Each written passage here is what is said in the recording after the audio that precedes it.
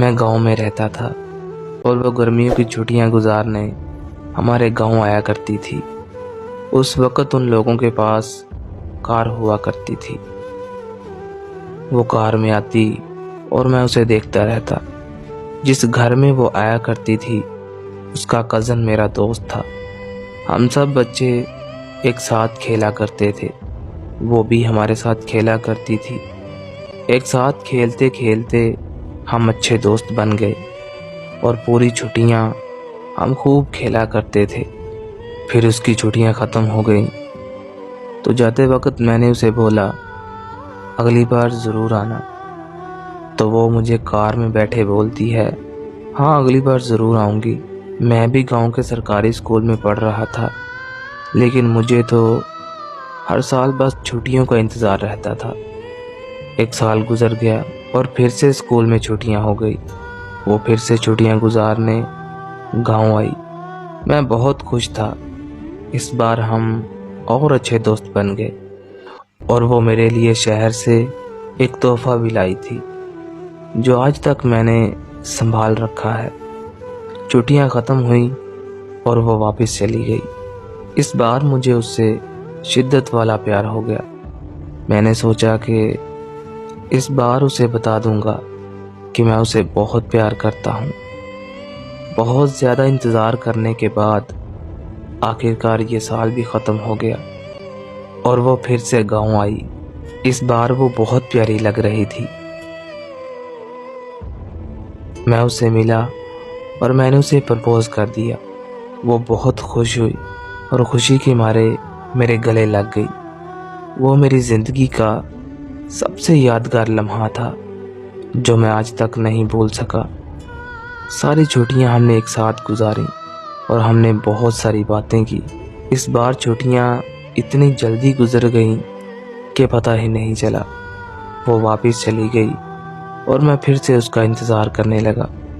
یہ سال گزارنا میرے لیے بہت مشکل ہو رہا تھا۔ میں بس ہر وقت اس کا انتظار کرتا رہتا تھا۔ مجھے اس سے بے پناہ محبت ہو گئی۔ اس کا اتنا انتظار کرنے کے بعد آخرکار یہ سال بھی گزر گیا۔ ہر سال کی طرح آج بھی میں اس کی گاڑی کا انتظار کر رہا تھا۔ اس کی گاڑی مجھے دور سے نظر آئی تو میں بہت خوش تھا کہ میں آپ کو بتا نہیں سکتا۔ پورے ایک سال کے بعد مجھے اس سے ملنا تھا، لیکن جب وہ گھر آئی اور گاڑی سے اتری تو اس نے میری طرف دیکھا ہی نہیں اور اندر چلی گئی۔ مجھے بہت عجیب لگا۔ اس دفعہ وہ 2 دن میں ہی واپس چلی گئی۔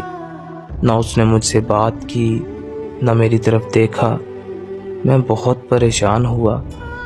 میں نے اپنے دوست سے پوچھا کہ یار یہ اتنی جلدی واپس کیوں چلی گئی؟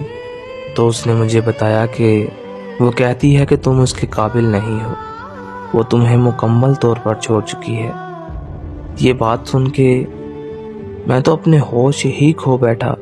میں جس کے لیے پل پل مر رہا تھا، جس کا انتظار میں اتنی شدت سے کر رہا تھا، وہ میرے ساتھ ایسا کر سکتی ہے۔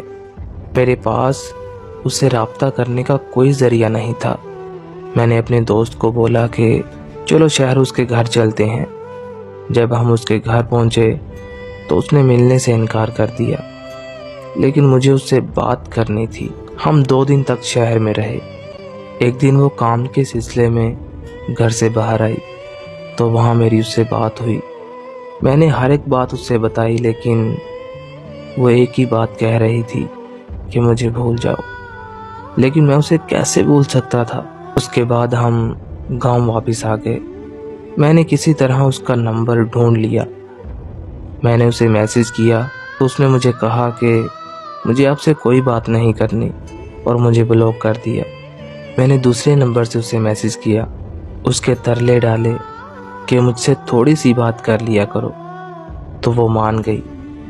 میں اسے میسج کرتا اور وہ گھنٹوں تک مجھے جواب نہ دیتی۔ آن لائن ہو کر بھی وہ مجھے جواب نہ دیتی تھی۔ میں بہت روتا، میں پل پل مرتا تھا۔ ایک دفعہ میں نے اسے بولا کہ مجھے بس ایک دفعہ تم سے ملنا ہے، تو میرے بہت کہنے پر وہ مان گئی۔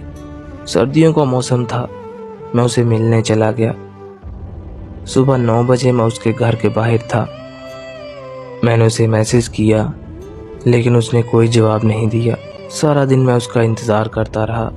رات کے 9 بجے کا ٹائم ہو گیا لیکن اس کا کوئی جواب نہیں آیا۔ اوپر سے سردی بہت لگ رہی تھی۔ رات کے 11 بجے وہ مجھے ملنے آئی اور آتے ہی اس نے مجھے بولا کہ میں تم کو کبھی نہیں مل سکتی، مجھے بھول جاؤ۔ میں اس کے سامنے رونے لگا پر اسے کوئی پرواہ نہ تھی۔ میں غریب تھا اور وہ امیر تھی۔